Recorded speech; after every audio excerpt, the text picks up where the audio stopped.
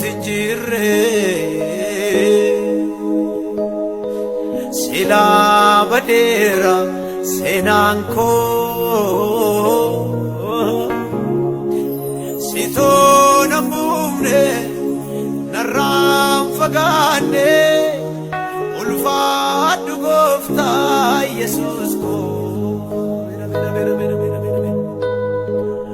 oto tinjirre sila badera senanko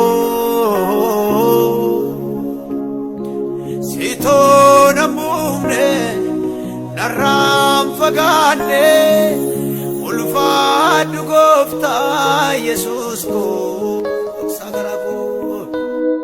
sagarako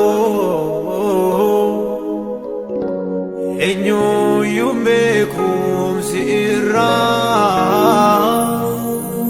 anam simparsa maka